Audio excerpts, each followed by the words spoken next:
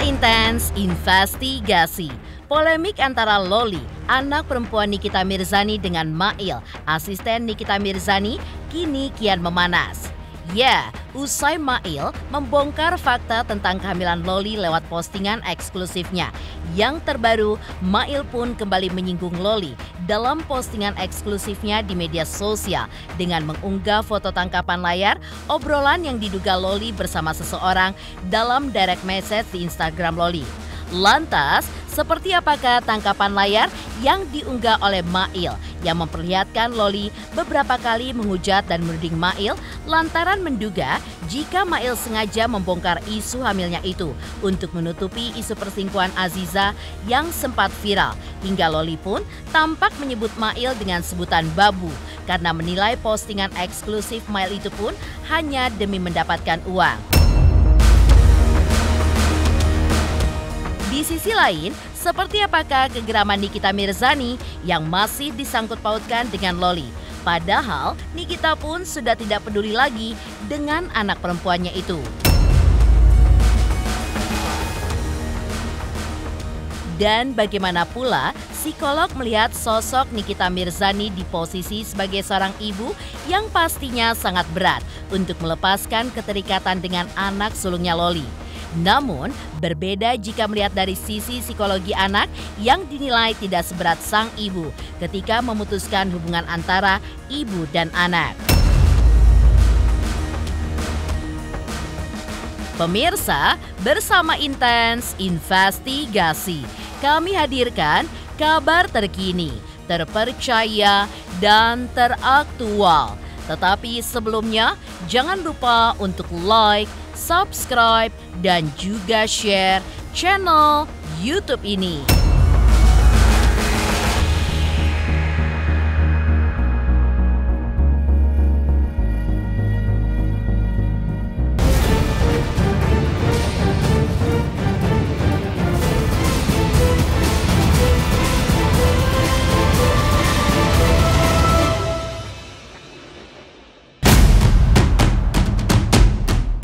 Perseteruan antara putri Nikita Mirzani Laura Mezani alias Loli dengan Mail Syahputra makin memanas.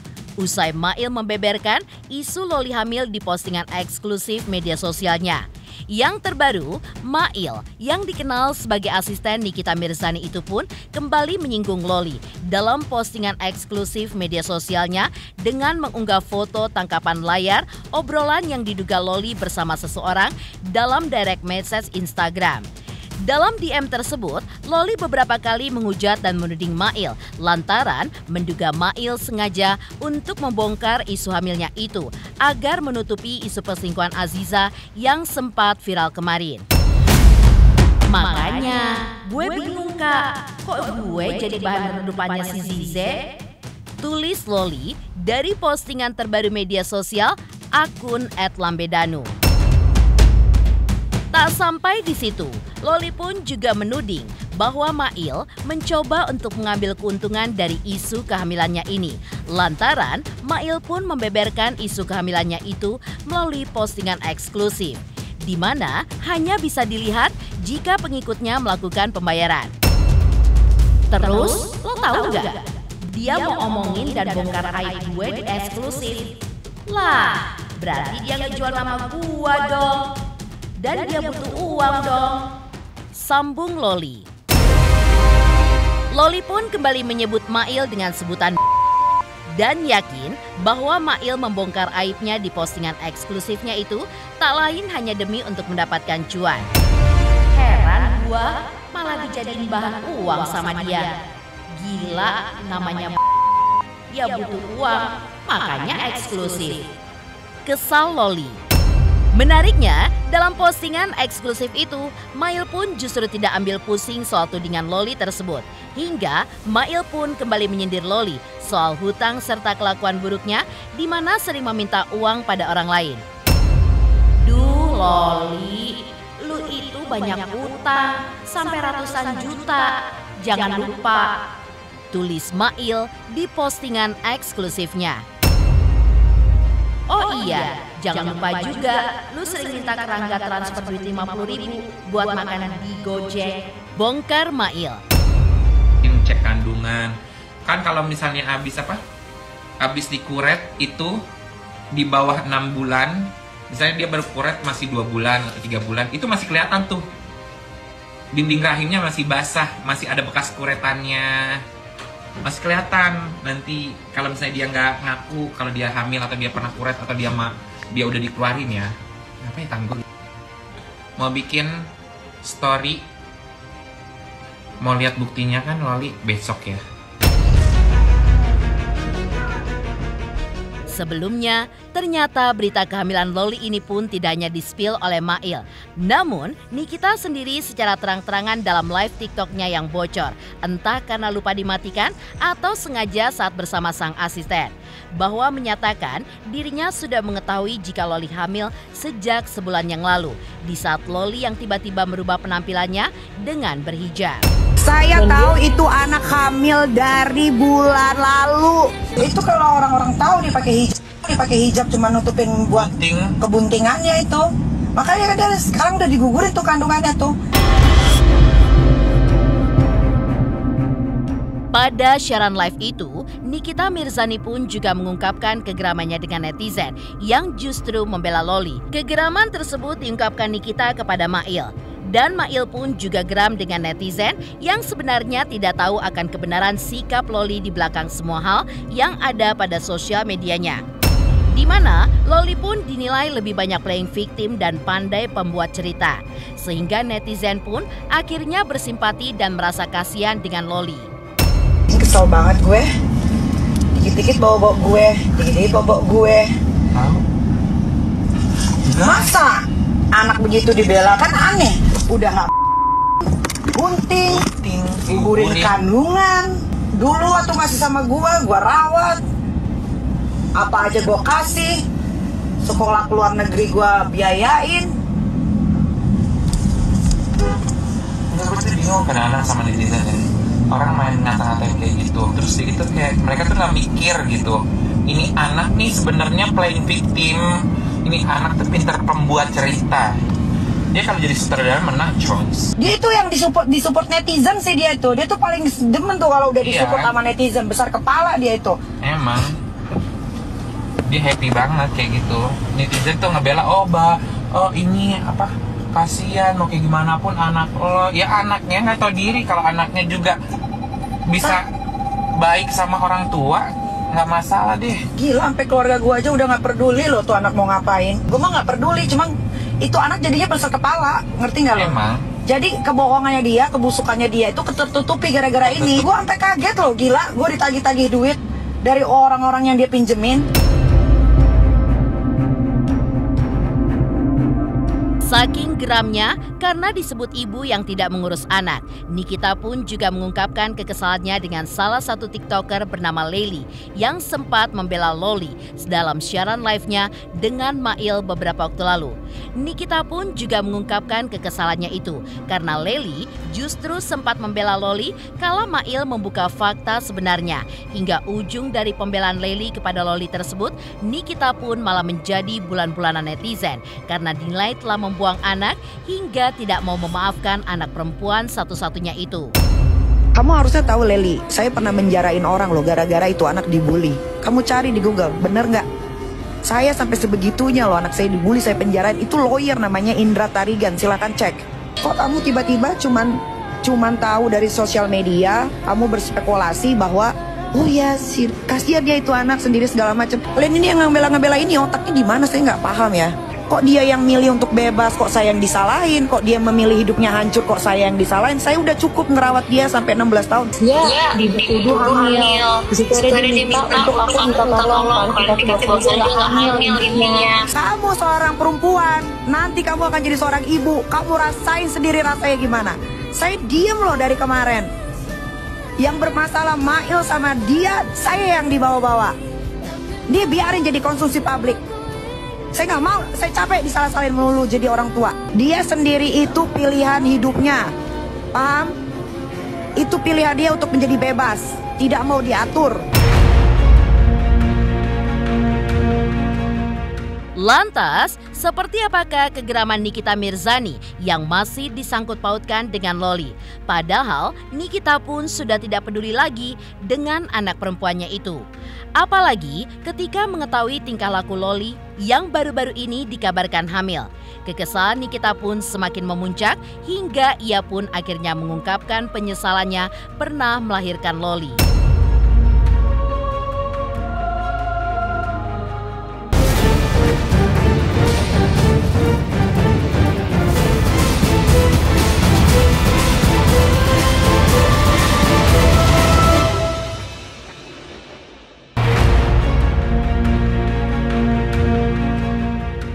Isu kehamilan Loli yang diungkap oleh Mail memang membuat Nikita Mirzani seolah terkena sialnya lantaran banyaknya warganet yang justru menghujatnya. Bahkan rasa geram yang timbul dari diri Nikita Mirzani pun tidak bisa diredam, manakala namanya pun selalu saja disangkut pautkan dengan Loli yang sebenarnya kini Nikita pun sudah tidak peduli dengan segala hal yang berhubungan dengan anaknya itu. Apalagi mengetahui tingkah laku Loli yang tidak bisa menjaga diri hingga kabarnya hamil di luar nikah, yang pastinya membuat Nikita pun sebagai ibu mengaku menyesal pernah melahirkan Loli. Kalian tahu bagaimana hancurnya saya? Nah, ini saya tegar banget nih ngomong ke netizen. Sampai akhirnya keluar berita itu anak hamil di luar nikah, ya. Itu saya sudah tutup-tutupin dari 2 bulan lalu. Asal kalian tahu, saya sudah tahu dari 2 bulan lalu. Makanya kenapa anak itu tiba-tiba berhijab, nggak ada petir, nggak ada geledek, ya. Karena menutupi kehamilannya. Tapi saya tahu anak itu hamil sudah dari 2 bulan yang lalu. Bahkan teman-teman baik saya, ya, sudah tahu. Saya curhat sampai saya bengek. Paham kalian? Ibu mana yang tidak sakit hati ketika seorang ibu single parent sudah merawat anaknya dari bayi sampai umur 16 tahun, ketika dia memutuskan untuk bebas dengan pilihan busuknya dia, ternyata dia menghilangkan mahkotanya yang sudah dirawat oleh ibunya sedemikian rupa, dia berikan sama gembel tukang semir. Dari mana? Ibu dari mana yang tidak kecewa dan sakit hati? Kalian jangan nuduh-nuduh saya melulu ya. Itu salah kalian juga. Karena kalian mensupport itu anak, selalu mensupport. Selalu. Padahal kalian tidak tahu di balik hijabnya itu ada masalah yang dia sembunyikan begitu besar. Emang gak nyesel buang itu anak? Kalau gak niat urus ngapain dilahirin? Kalau saya tahu itu anak bakal begini, saya gak mau lahirin. Gak ada hubungan sama sekali. Serius? Masih mas kontak? Ya kan saya di blok. Itu udah ada kontak sama sekali kan? Gak ada. Untuk pantaunya gimana? Yang apa yang harus dipantau?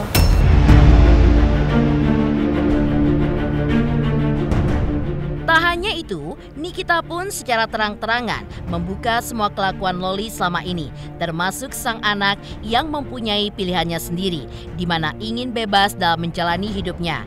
Padahal sebagai anak, menurut Nikita, kewajiban yang dilakukan anak adalah nurut kepada orang tua, selain belajar sampai ke jenjang yang lebih tinggi. Tapi sayangnya, peraturan penting yang diterapkan oleh Nikita di rumah untuk Loli justru dianggap Loli sebagai kekangan. Hingga Loli pun bak seekor burung yang lepas dari sangkarnya yang ingin terbang bebas kemanapun ia mau. Atas hal itu pun, Nikita merasa bodoh amat dengan pilihan Loli dan mempersilahkan anak perempuan satu-satunya untuk angkat kaki dari rumah. Meski begitu, Nikita tetaplah seorang ibu yang sempat mencoba untuk berdamai dan kembali berbaikan dengan Loli. Namun atas beberapa sikap Loli yang tidak bisa diterimanya, membuat Nikita pun akhirnya enggan untuk memaafkan anaknya itu. Seperti salah satunya saat Loli akan dipulangkan dari UK, di mana Nikita pun sempat memesankan tiket pesawat. Bahkan tak hanya 1 kali, namun 3 kali. Tetapi yang ada, justru Loli tidak mau pulang dan 3 tiket pesawat itu pun akhirnya hangus. Yang berakhir, Loli pun akhirnya dideportasi dari Inggris. Itu jalan pilihannya. Tuh, saya jawab. Ya, itu jalan pikirannya. Oke? Kalian jangan salahin saya. Yang milih bebas siapa? Yang milih ingin bebas siapa? Dia yang ngambil keputusan, saya yang disalahkan. Saya menyetujui keputusannya tuh anak, kok saya yang disalahkan? Kayak mana? Ya kalau saya kekang anak saya, yaitu anak saya. Saya punya aturan sendiri di rumah ini. Yang tidak mau mengikuti aturan di rumah ini, silakan angkat kaki, beres. Tapi kalau mau masih diurus, turutin semua aturan-aturan yang ada di rumah. Ya, setahu saya, namanya seorang anak, apalagi masih sekolah, kewajibannya apa sih? Belajar. Belajar. Ya, sampai lu bisa cari uang sendiri, lu mau jungkir balik kek, lu mau merosot kek, terserah. Tapi ketika lu masih mau dibantu dengan orang tua lu, apa sih yang harus dilakuin seorang anak selain belajar? Nurut. Ngerti nggak? Nurut. Itu anak waktu masih di genggaman saya, putih, bersih, cantik, sopan, santun, gerak-geriknya selalu terlihat. Makanya saya kekang. Kenapa? Karena dia satu-satunya anak perempuan, ya, yang harus dijaga kehormatannya, yang harus dijaga mahkotanya, yang harus dijaga masa depannya. Ngerti nggak dikekang tuh kenapa? Karena dia seorang perempuan. Kalau dia laki-laki bodoh amat, gue lepasin, gue ungkit lagi ya. Kalau kalian bilang gue tidak bisa memaafkan anak, kalian pakai otak. Dari itu anak di UK, 3 kali saya mengirimkan tiket pesawat untuk pulang. 3 kali dan 3-tiganya gosong alias hangus. Ya, kalau kalian bilang saya tidak memaafkan, tidak ada pintu maaf dari diri saya. 3 kali saya memohon. Ingat, saya memohon untuk itu anak pulang supaya tidak jadi gembel, karena anak itu sudah tidak mau melanjutkan sekolah. Lebih memilih pergi dari sekolahan yang saya bayar miliaran rupiah. Ya, yang saya bayar miliaran rupiah tanpa mengemis atau menjual kesedihan dalam hidup saya. Kedua, saat itu anak sudah membuat 3 tiket ini gosong, saya masih perhatikan dari jauh. Ya, ketika anak itu mau dideportasi, saya yang memberikan jaminan dan tempat tinggal di penampungan. Ya, di penampungan itu saya yang naro. Tempat penampungan harusnya dia itu 1 kamar bisa 10-12 orang. Tapi saya meminta untuk dia diberikan 1 kamar sendirian. Sampai akhirnya itu anak datang menginjakan diri ke Indonesia, itu bukan pulang sendiri, karena dideportasi. Ya, dideportasi. Oh, kalau tanya to be honest, tidak. Berarti memang pengen lepas tanggung jawab kan Khawatir, rasanya saya sebagai orang tua sudah melakukan yang terbaik lah as a parents, apalagi single parents. Maunya saya ngelakuin apa? Nangis-nangis. Itu datang ke sana. Kan yang salah dia, bukan saya. Saya cuma sebagai ibu yang membiayai, kalau dia butuh bantuan saya akan bantu. Ya, tapi kalau untuk yang gimana-gimana ya, kalau ada anak kecil mendeklar dirinya sudah dewasa, berarti saya tidak bisa lagi menganggap dia sebagai anak kecil. Lalu, seperti apa pula psikolog melihat sosok Nikita Mirzani yang di posisi sebagai seorang ibu yang pastinya sangat berat untuk melepaskan keterikatan dengan anak sulungnya Loli. Namun, berbeda jika melihat dari sisi psikologi anak yang dinilai tidak seberat sang ibu ketika memutuskan hubungan antara ibu dan anak.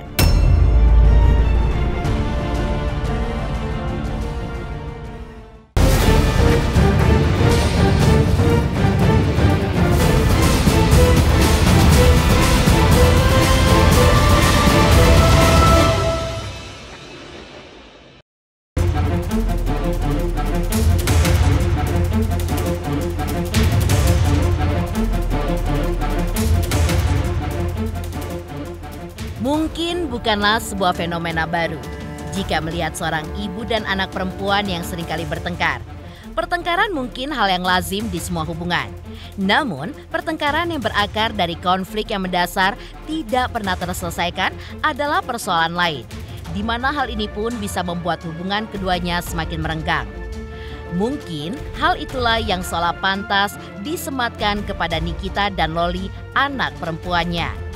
di mana kini mereka pun tengah berkonflik.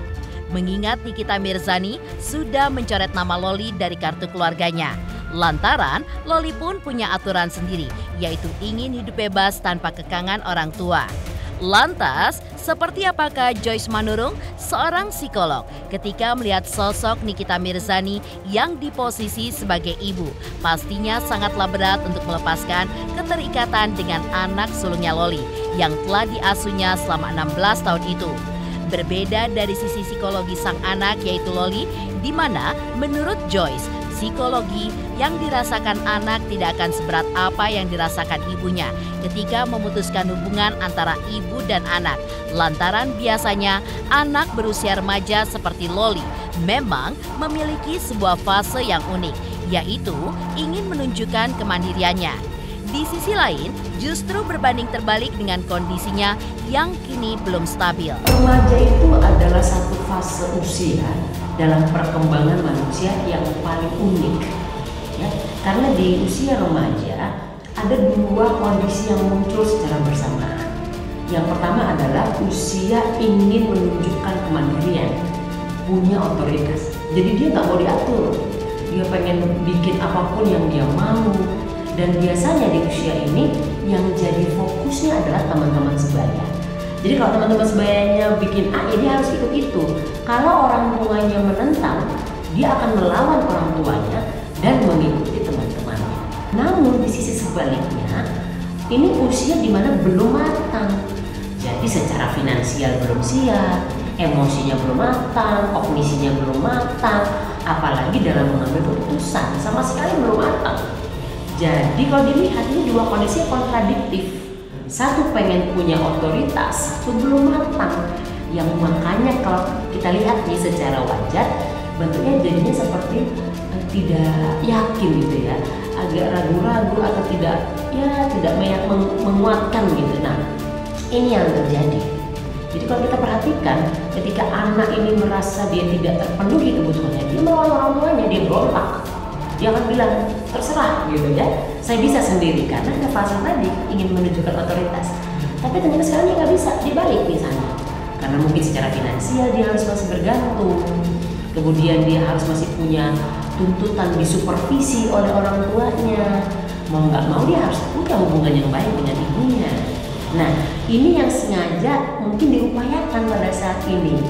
Nah, kalau kita perhatikan, dia tahu misalnya saat ini media memberitakan bahwa ibunya memutuskan hubungan, saya yakin pasti kecewa ya, sedih, itu sangat wajar sekali.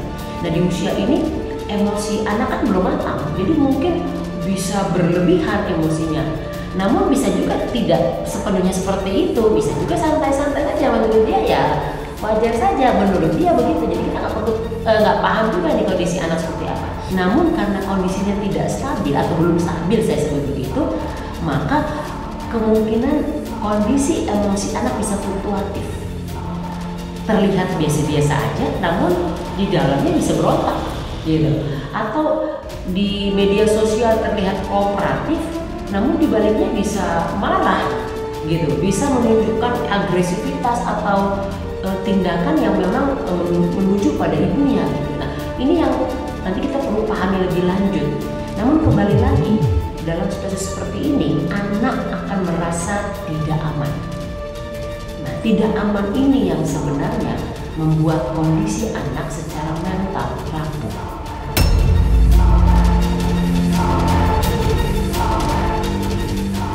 Pemirsa Intens Investigasi, jangan lupa saksikan terus Intens Investigasi. Dan pastikan jangan lupa untuk like, subscribe, share, dan komen. Tim redaksi Intens Investigasi juga mengucapkan banyak terima kasih kepada semua subscribers. Hingga kanal Intens Investigasi kini sudah mencapai usia 5 tahun.